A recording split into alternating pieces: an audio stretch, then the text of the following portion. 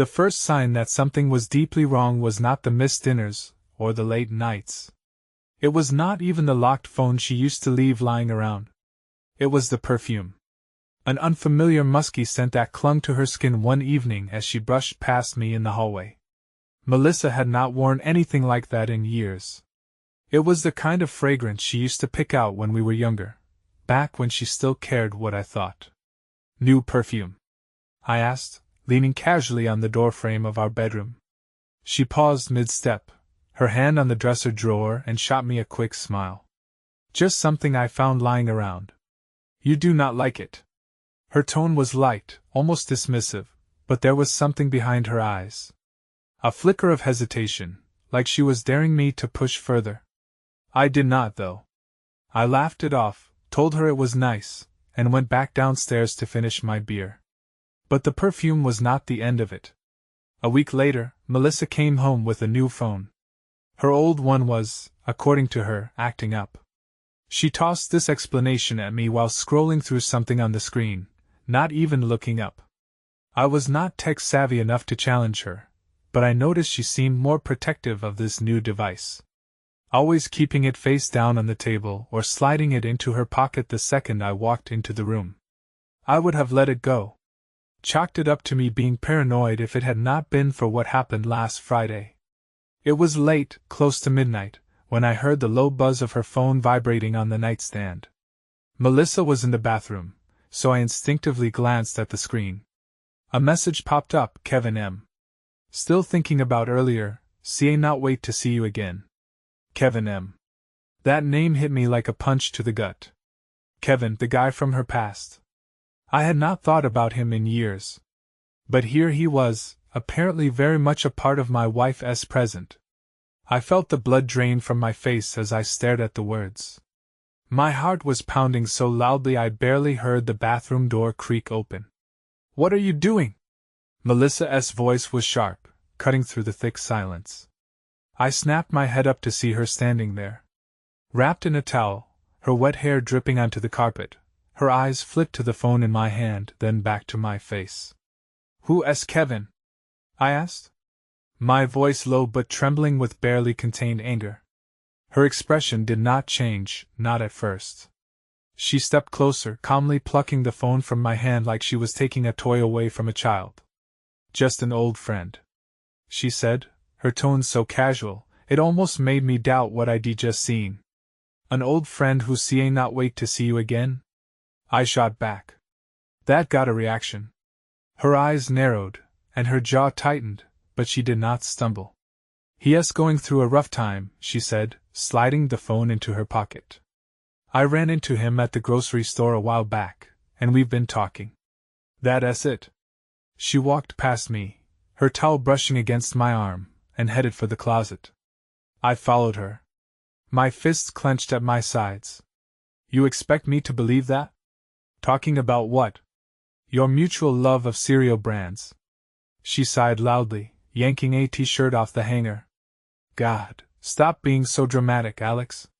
Not everything's some grand conspiracy.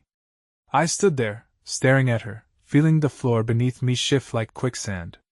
I wanted to push harder, demand answers, but a part of me, the part that still loved her, that still wanted to believe in us, hesitated. That night I did not sleep. I sat downstairs in the dark, replaying everything in my mind. The perfume, the phone, the message. Each piece felt like a warning. A crack in the foundation of the life we'd built together. By morning, I made up my mind. If she was not going to tell me the truth, I was going to find it myself. That I did not waste any time. The moment Melissa left for her usual Saturday yoga class, I sprang into action. Yoga was not new for her. But the sudden, almost religious dedication to it over the past few months raised alarms in my head. She was not leaving the house in leggings and a loose tank like she used to. No. Lately, she was dressed like she was going to brunch after a red carpet event. Her phone was always locked down. But her laptop, that was my way in. She was not particularly careful with it. And I knew her passwords, or so I thought. When I opened it, I was greeted with a new login screen. My stomach twisted. She had changed it. I almost gave up right there. But then I noticed something on the desk. A sticky note tucked under a pile of papers scribbled in her handwriting were the words Max 0424. It was our dog's name and his birthday. My hands were shaking as I typed it and the screen unlocked. At first it looked innocent emails, some recipes she bookmarked, the usual tabs left open from mindless browsing. But then I saw a folder on the desktop labeled trip photos. The problem was we had not been on a trip recently, not together at least. I clicked it open and my heart stopped. The photos were not from a vacation. They were from a hotel room. Melissa was in some of them, smiling in ways I had not seen in years. Wearing lingerie. I did not even know she owned in others. There was a man. His face was not visible in any of the pictures. But the angles were suggestive enough to confirm what my gut had been screaming all along. And then I found the emails. They were buried in a folder within a folder, hidden like some kind of digital time capsule. The exchange was long and detailed. Spanning months. Kevin M. had reached out to her, first rekindling whatever spark they'd shared in the past. The emails started innocently enough. Talks about life, memories, and regrets. But they quickly turned into something darker, explicit, intimate plans to meet the dates matched up with her yoga classes. I felt like the air had been sucked out of the room. My hands were clammy. My breath shallow. This was not just suspicion anymore. This was proof. Cold, hard proof. When Melissa came home, I was waiting for her in the living room. The laptop open on the coffee table. She stepped inside, looking radiant and refreshed. Her gym bag slung over one shoulder. She did not even notice me at first. Good class? I asked, my voice like ice. She froze mid-step, her smile faltering. Yeah, why? I gestured to the laptop. Because I'm curious. Do they teach this in yoga? Her eyes darted to the screen. And in that moment I saw her mask slip. Panic flickered across her face, quickly replaced by a defensive glare. What the hell, Alex? She snapped, dropping her bag to the floor. You went through my stuff. Do not turn this on me. I stood pointing at the damning evidence on the screen. What is this, Melissa? Who the hell is Kevin? And why is he in a hotel room with you? She crossed her arms, her expression hardening. I do not have to explain myself to you. If you were going to invade my privacy, maybe you should think about why I felt the need to keep things from you in the first place. I laughed bitterly, the sound hollow and ugly. That's your excuse. I'm the problem. You've been sneaking around with another man. And somehow this is my fault. Her voice rose, matching mine. You do not listen to me anymore, Alex. You do not pay attention. All you do is sit there day after day like some damn roommate. Kevin actually sees me. He cares. Her words hit like a hammer to the chest. Roommate, that's what I had become to her. And what about the promises we made? The family we built? Does that mean nothing to you? I demanded, my voice cracking. For a moment, she hesitated. Her lip trembled. But then she straightened, her eyes cold. Sometimes things change. People change. Maybe you should have noticed that before I had to find someone who did. I stared at her, my heart splintering into 1,000 jagged pieces. The woman I thought I knew was a stranger standing in my living room, unapologetic and defiant. And for the first time, I realized this was not just betrayal. It was war. Her words. Maybe you should have noticed echoed in my ears like a taunt long after they left her mouth. She had said them with such venom, such cruel finality, that I could hardly believe this was the same woman I had spent more than 2 decades of my life with. Melissa did not look regretful or ashamed. She looked irritated, as though I was the inconvenience in her otherwise perfect day. War it is. I muttered under my breath as I watched her grab her bag and march upstairs like nothing had happened. I did not follow her. Not yet. Instead, I stayed in the living room, staring at the open laptop and the evidence of her affair spread across the screen. My hands trembled with rage. But my mind was sharper than it had been in weeks. I needed answers.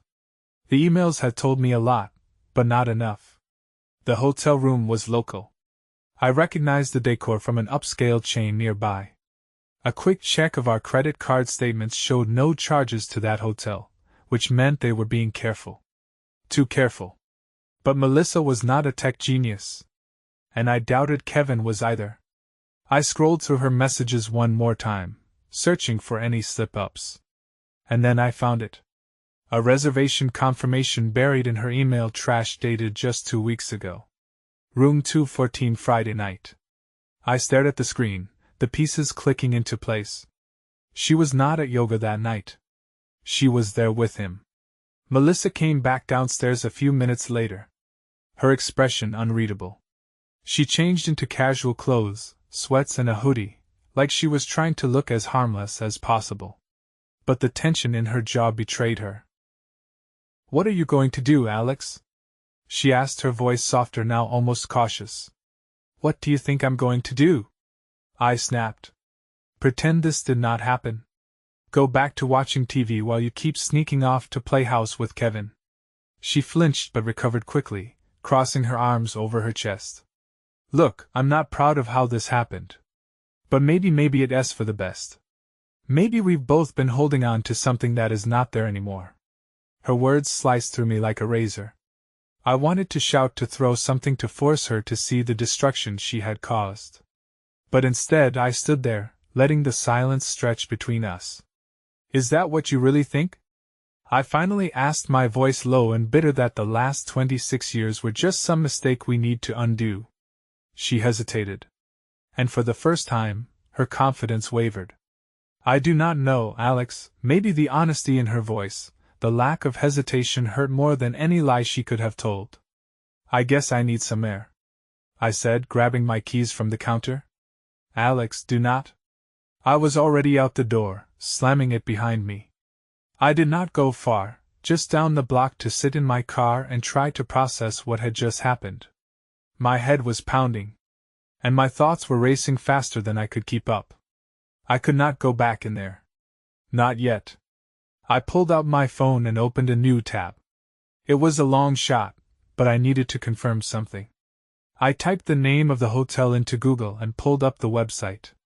From there, it only took a few clicks to get to their customer service chat.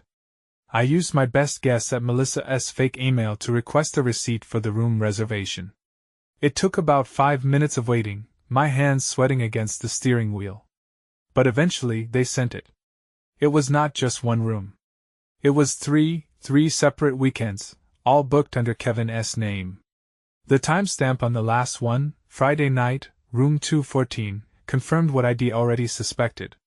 But there was something else, something worse. There was a note attached to the reservation. Bottle of Prosecco and roses in the room prior to arrival. Special anniversary celebration. Anniversary, my stomach churned. Kevin was not just sneaking around with my wife. He was treating her like his. That was the moment the fire in my chest turned into an inferno. I was not going to let her waltz away from this like it was some inevitable falling out. She did not just destroy our marriage. She stomped on it, and tried to walk away without even looking back. I started the car, gripping the wheel so hard my knuckles turned white. I was done waiting for answers. I was going to confront her again, this time with the whole ugly truth laid out. And this time, there would be no walking away unscathed. When I stormed back into the house, Melissa was in the kitchen, scrolling on her phone with a mug of coffee in hand like nothing had happened. The sight of her so relaxed, so utterly indifferent to the storm brewing between us, made my blood boil. She glanced up, startled by the sound of the door slamming shut behind me. "That was quick," she said, setting her mug down. I did not answer. I tossed the printed receipt from the hotel reservation onto the counter in front of her. The paper fluttered, landing face up with Kevin's name and the sickening note about the anniversary celebration, clearly visible. Her face paled, but she did not say anything at first. Her eyes flicked to mine. Then back to the paper, like she was calculating how much I knew care to explain this. I said, my voice cold and sharp enough to cut through steel. She did not move. For a moment, I thought she might try to deny it. But then she let out a bitter laugh and crossed her arms. You went digging through my emails. Real classy, Alex. Her deflection hit like gasoline on an already blazing fire. Classy, you re-lecturing me on class. Melissa, you booked a hotel room with another man. You celebrated an anniversary with him. And you want to talk about me being out of line? She took a step back. Her arms still crossed. But the bravado in her voice faltered. Fine. You want the truth? Yes, I've been seeing Kevin. And you know what? Felt good. It felt good to be with someone who actually cares about me. Her words were venomous, each one striking like a viper's bite. I could not believe what I was hearing. You think this is about care? This is about betrayal. Melissa, about lying to my face, sneaking around, destroying everything we built like it was nothing. Everything we built. She threw her hands in the air, her voice rising to match mine. What exactly have we built, Alex? A life where we barely talk to each other? A house that feels more like a prison than a home?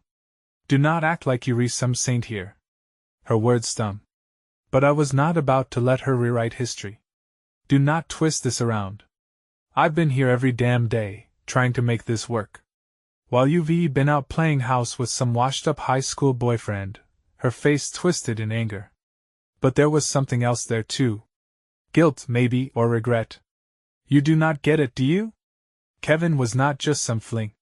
He was my first love, my real love. And when I saw him again, she trailed off, looking away as if she could not bear to finish the thought. The silence that followed was deafening. My chest heaved with the weight of her words. First love, real love. What did that make me then? A placeholder? So that's it. I said, my voice quieter now, but no less angry. You've decided that the last 26 years of marriage, of raising a family, of building a life together. None of that matters because Kevin walked back into your life. She hesitated, her lips pressing into a thin line. I did not plan for this to happen, Alex. But maybe it was inevitable. I felt the floor drop out from under me. Inevitable. She said it like this was some natural disaster. Something neither of us could stop. But it was not. This was a choice, her choice. You destroyed us. I said, my voice shaking with anger and heartbreak. Not Kevin, not me. You did this. For a moment, she looked like she might cry. But then she hardened again, her walls snapping back into place. Believe what you want, she said, brushing past me toward the stairs. But this marriage was already over long before Kevin showed up. I stood there, frozen, as she disappeared upstairs. Her words echoed in my head, each one a dagger in my chest. This marriage was already over. She did not come back down that night. I sat in the living room, staring at the dark TV screen, replaying the argument over and over in my mind. Every word, every accusation, every excuse. And as much as I hated to admit it, a part of me knew she was right about one thing. Our marriage had not been perfect. But I had never stopped fighting for it. Never stopped fighting for her. The realization hit me like a freight train. I had been fighting for someone who had stopped fighting for me a long time ago. And now I was done fighting too. That night, as the house settled into a suffocating silence, I sat in the living room, the dim glow of a single lamp casting long shadows across the walls. My mind was racing, but my body felt like lead. I wanted to move, to do something. But every time I tried, I felt the weight of everything pressing me back into the couch. Melissa's words echoed in my head. This marriage was already over. The sheer finality of it clawed at me. The woman I had built my life around had thrown our history away like it was nothing. And the worst part, she was not even sorry, could not sleep. By 2 a.m., I found myself pacing the kitchen, staring at the coffee maker like it held answers. My phone buzzed on the counter. A text from our daughter, Emily. Emily, hey Dad, just checking in. You okay? Mom seemed weird when I called earlier. I stared at the message, unsure how to respond. Emily was in her final year of college. And I did not want to drag her into this mess. But lying felt like a betrayal of my own. I typed back me. Things are rough right now, kiddo. Do not worry about me, though. Focus on school. Her reply came almost instantly. Emily, rough how?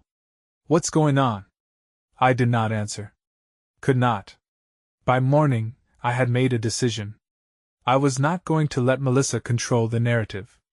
If she thought she could bulldoze through my life, then she had another thing coming. She came downstairs around 9 a.m. Dressed casually, but with that air of confidence she always wore when she thought she had the upper hand. She paused when she saw me standing by the kitchen table.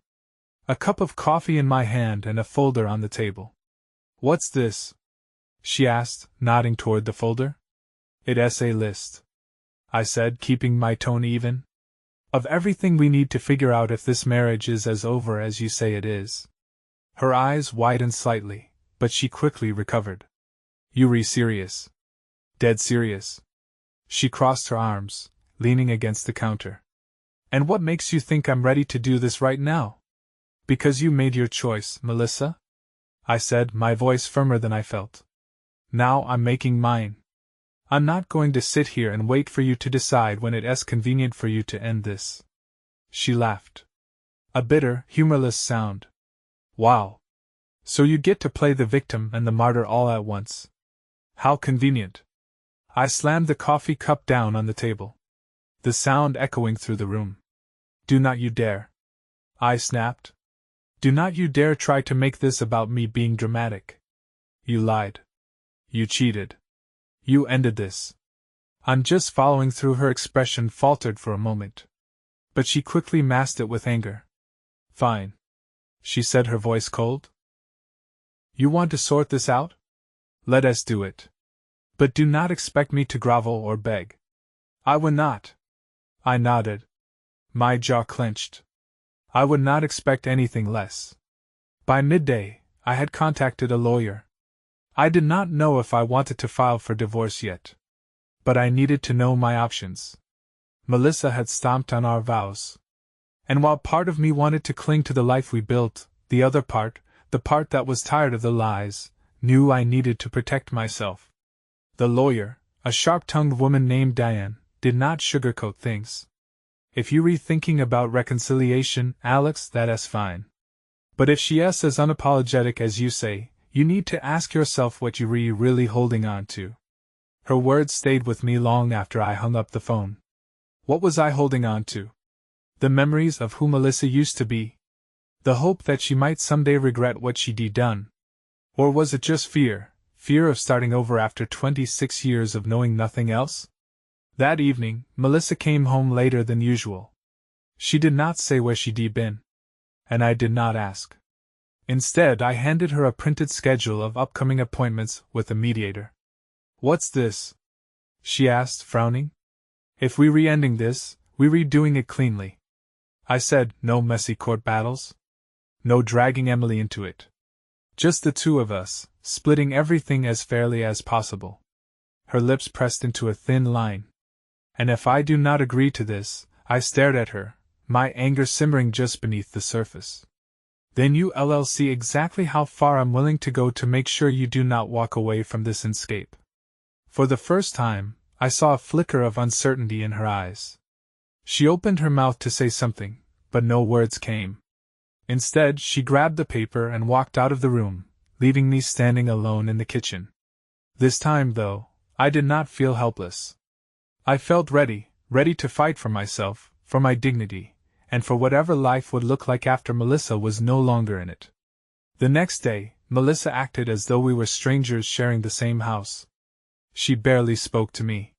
Her presence a cold shadow that passed from room to room without acknowledgement. That suited me just fine. I was not interested in small talk. I spent the morning preparing for our first mediation session.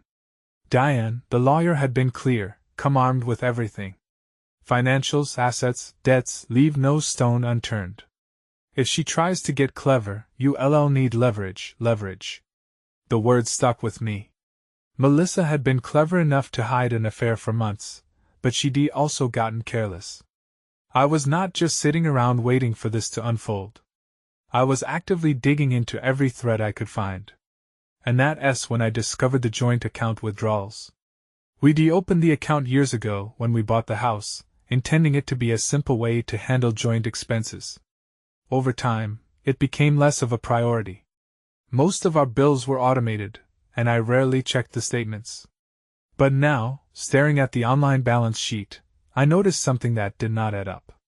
Large cash withdrawals spaced out over several months. One in June, another in August, 2 more in October, thousands gone always on Fridays, always close to the dates from her email exchanges with Kevin. My blood ran cold. She was not just meeting him at hotels. She was funding their rendezvous with our money. When Melissa came home that afternoon, I was waiting for her in the living room. The bank statements printed out and highlighted on the coffee table. She walked in, juggling her keys and phone, and froze when she saw me sitting there. "What now?" she asked, her voice tinged with annoyance. "Sit down," I said, gesturing to the chair opposite me. She rolled her eyes but complied, tossing her bag onto the floor and leaning back in the chair. "What's this about?" I slid the papers across the table toward her. "Care to explain why you've been withdrawing thousands of dollars from our joint account?" Her face paled slightly, but she quickly recovered, her lips curling into a defensive smirk. "It's my money too, Alex. Or have you forgotten?" "Do not play dumb, Melissa," I said, leaning forward. "These withdrawals, they match up with the dates you were meeting, Kevin. You've been using our money to bankroll your affair." She opened her mouth, then closed it again, her expression hardening. "And what if I have?" The audacity of her response hit me like a slap across the face. She did not even try to deny it. "So that's it," I said, my voice shaking with anger. "You just going to admit it like it's no big deal?" She shrugged. "It's not like you were using it for anything important." I shot out of my chair, towering over her. "Are you kidding me? That money was for us. For our future. Not for some sleazy motel rooms and bottles of champagne with your boyfriend." She stood to her face twisted with anger. "You want to talk about the future? You've been checked out of this marriage for years, Alex. At least Kevin gave me something to look forward to." Her words hit hard, but they did not weaken me. If anything, they fueled the fire raging inside me. "Look forward to this," I said, grabbing the papers and shoving them back in my folder. "The mediator's going to hear about every penny you stole, every lie you told, and every disgusting thing you did to tear this family apart." Melissa's expression faltered, but only for a moment. She squared her shoulders, lifting her chin. "You think you're so righteous, Alex, but let us see how much fight you've got when this gets messy." I stepped closer, my voice dropping to a low, dangerous tone. "You have no idea how messy I'm willing to get." That night, I packed up all the financial documents, the emails, the hotel receipts, everything. Melissa might have been ready to play dirty. But so was I. As I sealed the folder, I realized something. I was not just fighting for a fair split of our life. I was fighting for the truth to come out, for the lies to stop defining me. And I was not about to back down. The following morning, I woke up with a clarity I had not felt in months. It was not peace, it was purpose. Melissa had pushed this too far. The lies, the cheating, the arrogance. I was not going to let her walk away unscathed. When I arrived at Diane's office, she greeted me with her usual sharp efficiency. "Let us hear it," she said, motioning for me to sit across from her. I placed the folder of evidence on her desk and slid it toward her. "Melissa's been withdrawing money from our joint account to fund her affair," I said. "Hotels, gifts, probably champagne and roses too. All on our dime." Diane's eyes lit up, her professional detachment giving way to a spark of approval. "Good. This changes the narrative. A lot." "How so?" I asked, leaning forward. She tapped the folder. "Judges hate financial deception in divorce cases, especially when it involves marital assets. This is not just about infidelity anymore. It's about betrayal on a deeper level. If we play this right, she'll walk away with far less than she expects." Her words were like gasoline on the fire in my chest. Do it. Whatever it takes. Diane nodded. First, we'll present this during mediation. If she tries to stonewall, we'll escalate. But be prepared. When people like Melissa feel cornered, they lash out. That afternoon, the mediator's office was neutral and sterile. Its beige walls doing little to mask the tension in the room. Melissa sat across from me, looking as poised as ever in a crisp blouse and blazer. Her hair pulled back in a way that made her look deceptively composed. But I saw through it. Her crossed arms, the slight tap of her foot. She was nervous. The mediator, a calm and unassuming man in his 50s, began with pleasantries. But it was not long before Diane took control. We have evidence, she said, sliding the folder onto the table. Significant evidence that Mrs. Harris has been withdrawing funds from the couple's joint account to facilitate an extramarital affair. Melissa's face did not flinch. But her hands tightened on the edge of the table. This is ridiculous, she said, her voice sharp. I do not see how my personal life is relevant to this process. It is relevant when you're reusing marital assets. Diane countered smoothly. Your personal life is directly tied to the financial split we're here to discuss. The mediator raised a hand. Let us not escalate. Mrs. Harris, do you deny the withdrawals? Melissa hesitated, her eyes flicking toward me before she replied. No, I do not deny it. But it's my money too. Diane did not miss a beat. Yet you used it without mutual consent in ways that directly damaged the marriage. That's misuse of marital funds. And the courts would not look kindly on it. For the first time, Melissa looked rattled. Her calm demeanor cracked just enough for me to see the panic underneath. This is a witch hunt, she snapped, leaning forward. You do not get to punish me for finding happiness after years of being ignored in this marriage. The words stung, but I did not let them show. Instead, I leaned back in my chair, watching as Diane dismantled her arguments piece by piece. Happiness does not justify theft, Diane said bluntly, and if this goes to court, we'll subpoena the hotel records, the emails, the bank statements, all of it. Melissa's jaw tightened. You blowing this out of proportion. No, Melissa. I finally spoke, my voice steady. You did that when you decided to use our money to cheat on me. You did that when you threw away 26 years without so much as an ounce of remorse. Her gaze snapped to mine, her eyes blazing. For a moment, it looked like she might scream. But then she slumped back in her chair. Defeated. The mediator cleared his throat, clearly uncomfortable with the tension. Perhaps we should take a short break. During the break, Melissa cornered me in the hallway. You think you've won? Do not you? She hissed, her voice low and venomous. I stared at her unflinching. This is not about winning, Melissa. This is about holding you accountable. Her lips curled into a bitter smile. You're so self-righteous, Alex. But let me tell you something, you'll regret this. You think you can just walk away from 26 years like it's nothing? You think you'll come out of this unscathed? I leaned in, lowering my voice. I've already lost everything, Melissa. The difference is, I'm not the one who destroyed it. Her face twisted in anger, but she did not respond. She turned and walked back into the mediation room, her shoulders stiff with tension. I followed, feeling a strange sense of calm wash over me. For the first time in weeks, I felt like I was finally in control. Not of her, not of the situation, but of myself. And that was enough for now. The rest of the mediation session unfolded in a tense, deliberate rhythm, like a chess game with the stakes raised impossibly high. Melissa had lost her earlier confidence. She still sat upright, still maintained her air of defiance. But her words were clipped. Her response is defensive. Diane, ever the strategist, maneuvered around her like a hawk circling prey. She did not just focus on the financial betrayal.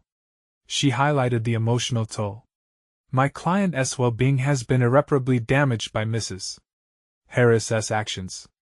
Diane stated firmly, this is not just about the money.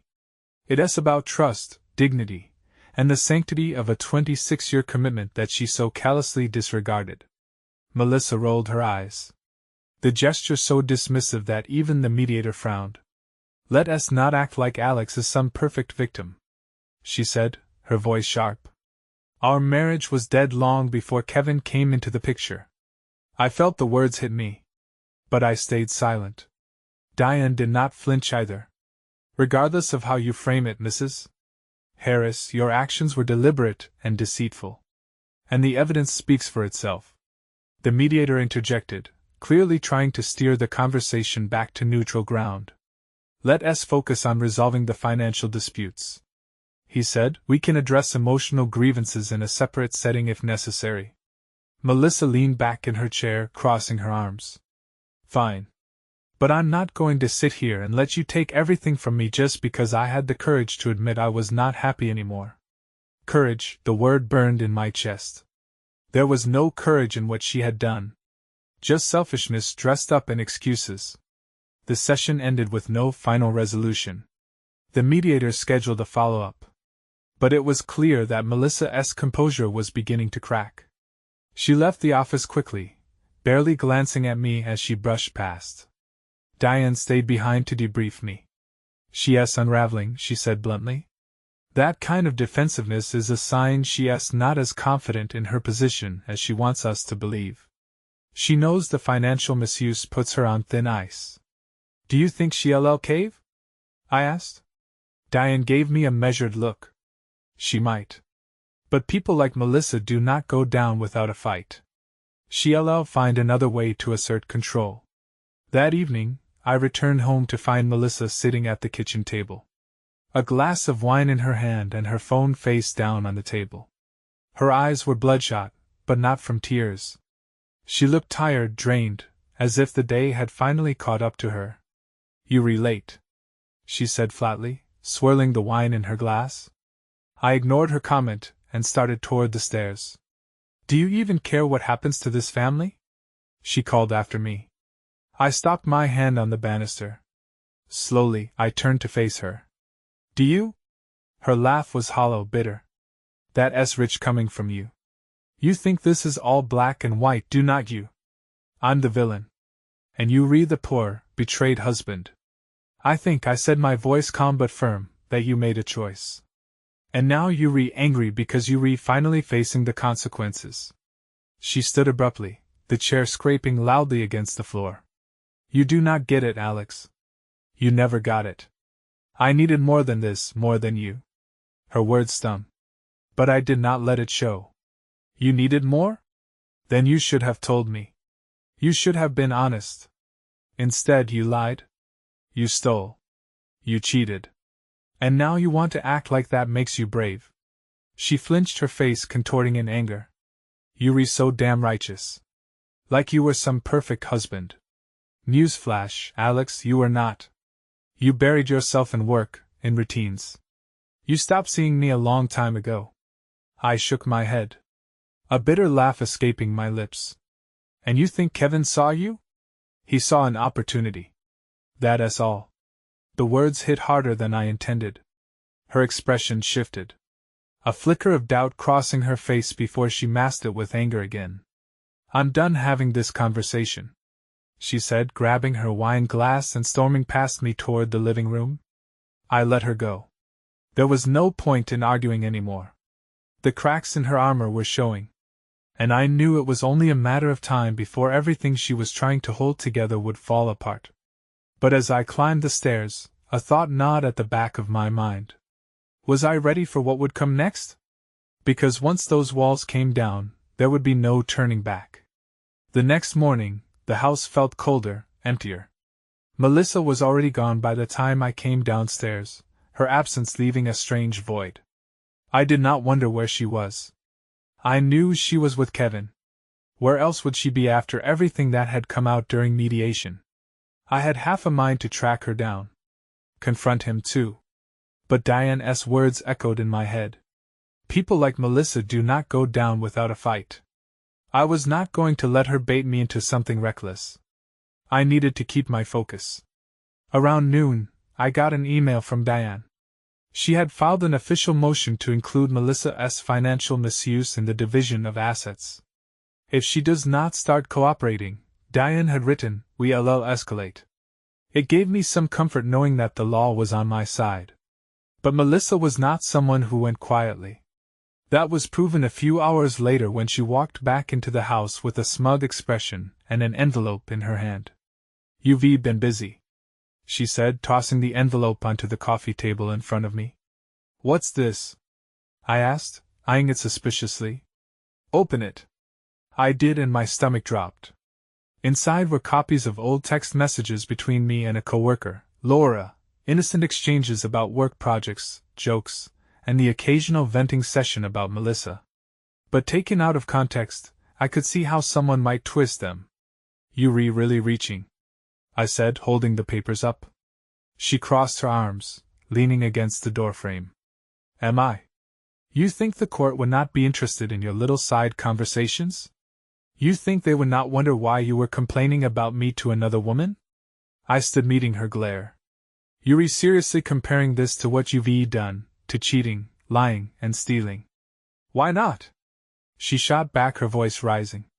You want to play the victim, Alex, but you're not innocent. You've been emotionally checked out for years. And these messages prove it. I laughed, the sound bitter and sharp.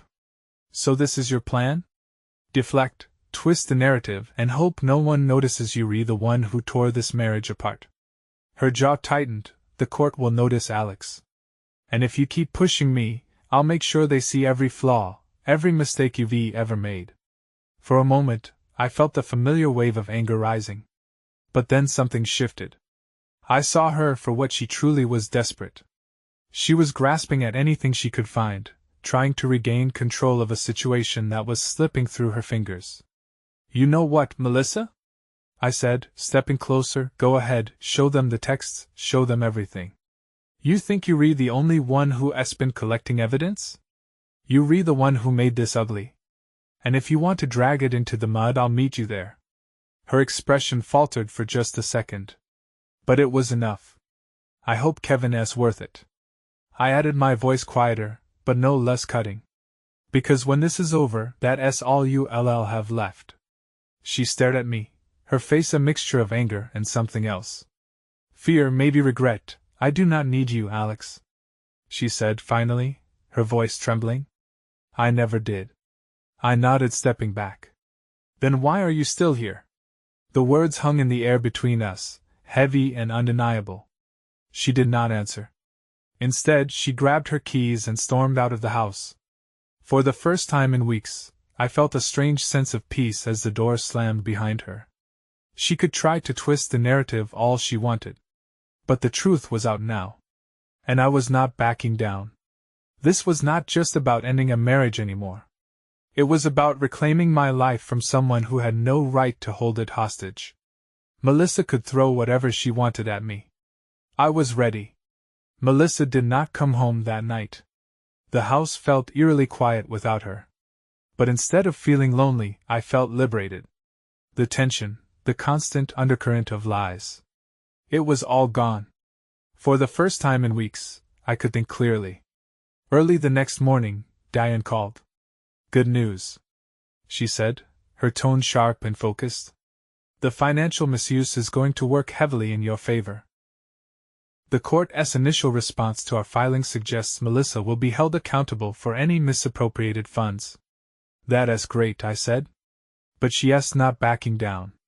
She will not, Diane replied, unfazed, not until her back's against the wall. But we'll get there. I've requested the hotel's records.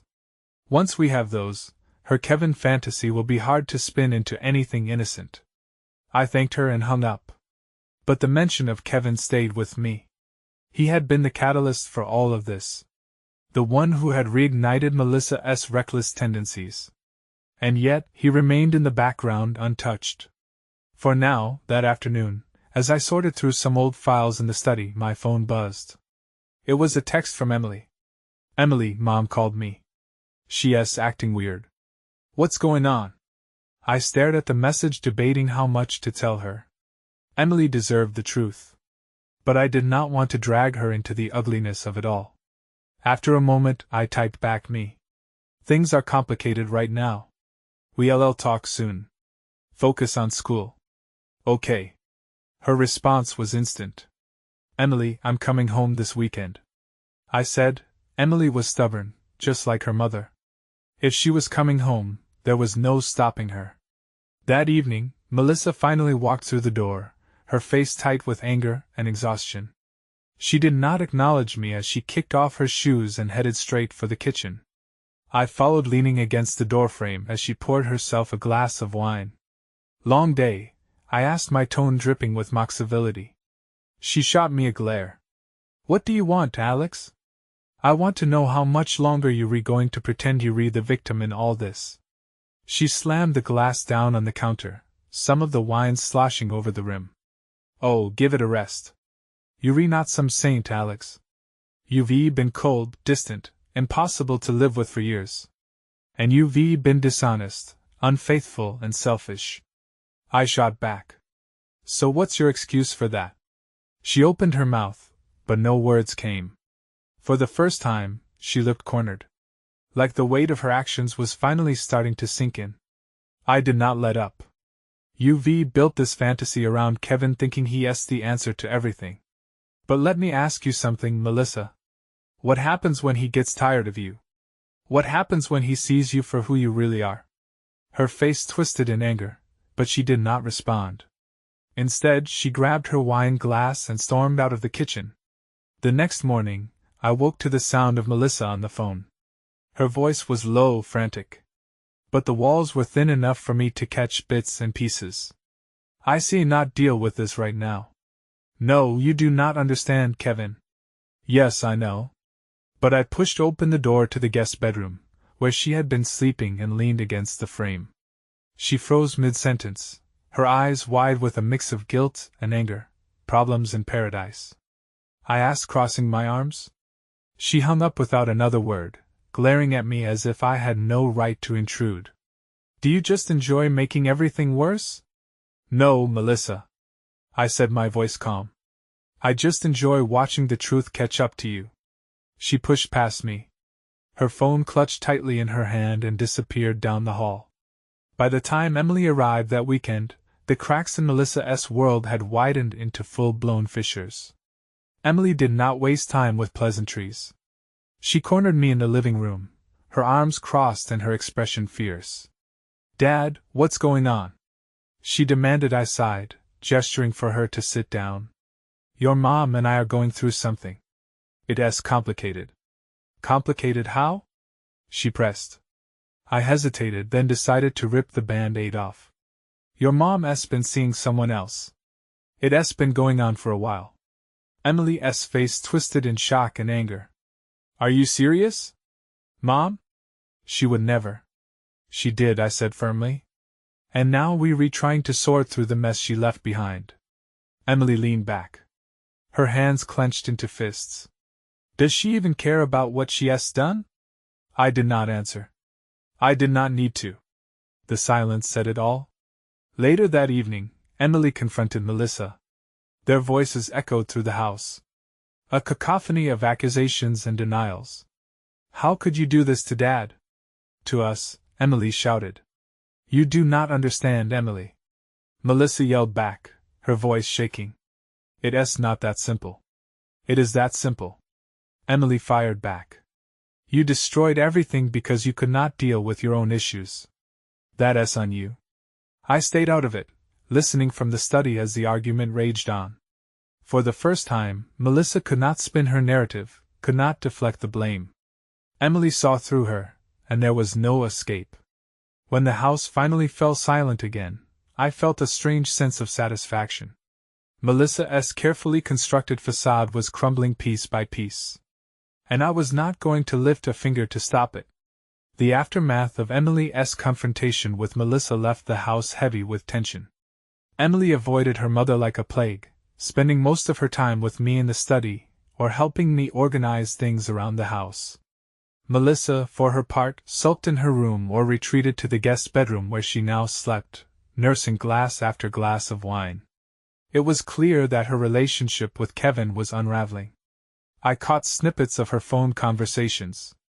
Muffled pleas, bursts of anger. She thought I could not hear, but the walls were thin. You promised me, Kevin, she hissed one night. Do not you dare back out now. I did not need to know the details. Whatever fantasy she had built around him was falling apart. Just as Diane predicted, Emily approached me the next morning while I was having coffee at the kitchen table. Her hair was tied back and her eyes were puffy. But she looked resolute. Dad, you need to end this, she said. I sighed, setting down my mug. I'm trying, Emily, but it's not that simple. It is, she insisted. She's not going to stop. And you do not deserve this. File for divorce and move on. Let her deal with the mess she made. Her words were a gut punch. I had spent weeks fighting to maintain some semblance of control. Some hope that things could be resolved. But Emily was right. There was nothing left to save. You sure you're okay? I asked, studying her face. Emily nodded, her expression hard. I'm fine. But I see not watch her tear you apart anymore. That evening, Melissa finally emerged from her isolation. She looked haggard. Her usually polished appearance replaced by disheveled hair and dark circles under her eyes. She found me in the living room, sitting in my usual chair, a folder of legal documents on the table beside me. We need to talk, she said, crossing her arms. I glanced up from my reading. Go ahead. She hesitated, clearly thrown off by my calm demeanor. I think we need to stop this before it gets worse. Mediation lawyers. It's not helping anyone. I raised an eyebrow. You want to stop? Now. She nodded, her tone softening. Yes, we should try to work this out for Emily, if nothing else. It took everything in me not to laugh. Work this out, I repeated, leaning back in my chair. You spent months lying to me, sneaking around using our money to cheat. You think we can just work this out? Because it's suddenly inconvenient for you? Her eyes narrowed. Do not be dramatic, Alex. We've both made mistakes. No, I said firmly, standing to face her. You made this mess. And now that it's blowing up in your face, you want me to save you from the fallout. I would not. Her jaw tightened. But I saw the panic behind her anger. You're being unreasonable. Unreasonable. I stepped closer. My voice low. Melissa, you had everything. A family, a home, a husband who loved you. And you threw it all away for some guy who is probably halfway out the door already. And now you expect me to pick up the pieces? Not a chance. She opened her mouth to respond. But no words came. For the first time, she looked defeated. I've already contacted Diane, I said, gesturing to the folder on the table. The papers are ready. You want to end this? Fine. Let us end it. The next morning, Melissa tried a different tactic. She sat at the breakfast table with Emily, her voice softer, her tone pleading. Emily, you have to understand. She began, her hands clasped in front of her. I did not mean for any of this to happen. I made a mistake. But I'm still your mother. I love you. Emily stared at her, her expression unreadable. You love me? She said quietly. Then why did you destroy the one thing that made us a family? Melissa flinched, but Emily was not done. You did not just cheat on Dad. She continued, her voice rising. You cheated on us. You lied to all of us. And now you're trying to act like it's just some little mistake. Do you even hear yourself? I'm trying to fix it, Melissa said, her voice trembling. No, you're trying to save yourself. Emily snapped. She stood abruptly, grabbing her bag. Good luck with that. Later that day, I found Emily packing her things. I need to get back to campus, she said, her voice tight. I understand, I said, resting a hand on her shoulder. Thank you for being here. She nodded, her eyes welling with tears. Just do not let her drag you down, Dad. Promise me. I promise. As Emily drove away, I watched her car disappear down the street. The house felt emptier than ever, but I knew I could not let it break me. Melissa was spiraling, her once perfect world collapsing around her. And for the first time, I felt no obligation to catch her as she fell. This was not the end for me. It was the beginning. The day Melissa and I signed the divorce papers felt surreal. We met at Diane's office, the air between us colder than ever. She was dressed impeccably, her makeup flawless, but her eyes betrayed her. She looked tired, worn down by the weight of everything she had brought upon herself. Diane reviewed the papers carefully, her sharp eyes scanning each page before sliding them across the table to me. "All set on our end," she said. I picked up the pen, pausing for a moment as I looked at Melissa. She was staring at the papers, her hands trembling slightly. "Ready?" I asked, my voice devoid of emotion. She did not answer right away. Her gaze flickered to mine. And for the briefest moment, I thought I saw a flicker of the woman I once loved. The one who used to laugh with me over late-night movies, the one who held my hand during Emily's first steps. But that woman was gone. "Let us just get this over with," she said finally, taking the pen and signing her name in quick, angry strokes. When it was my turn, I signed each line with steady hands, feeling a strange mix of relief and sadness. This was at the official end of 26 years. After the meeting, Melissa stopped me in the hallway outside Diane's office. "Alex," she said quietly. I turned, waiting for her to speak. "Do you ever think?" She hesitated, her voice breaking slightly. "Do you ever think things could have been different?" I looked at her, really looked at her. And for the first time, I did not feel anger.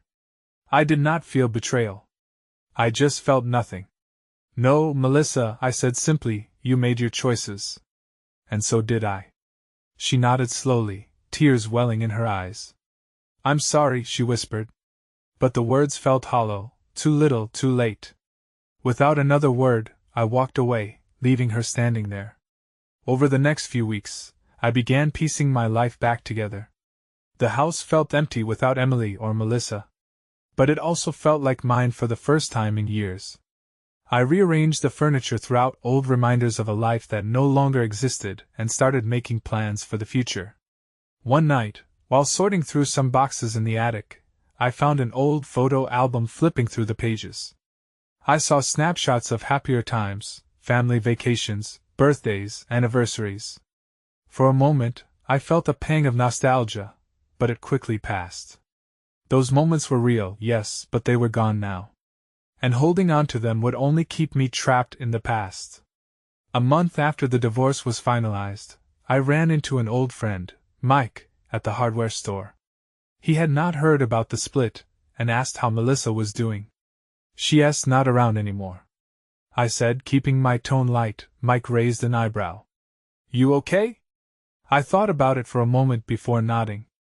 "Yeah, I think I am." And I was. For the first time in years, I felt free, not just from Melissa, but from the weight of a broken relationship I had been carrying for far too long. Melissa moved out of town shortly after. I heard through mutual acquaintances that things with Kevin had fizzled out, but I did not feel satisfaction or pity. She was a part of my life that was over, a chapter 1 had closed. As for me, I focused on rebuilding. I reconnected with old friends, picked up hobbies I'd long neglected, and even started thinking about dating again. But most importantly, I learned something. No matter how long you re with someone, no matter how much you think you know them, people can change. And when they do, you have to decide whether to hold on or let go. I let go. And it was the best decision I ever made.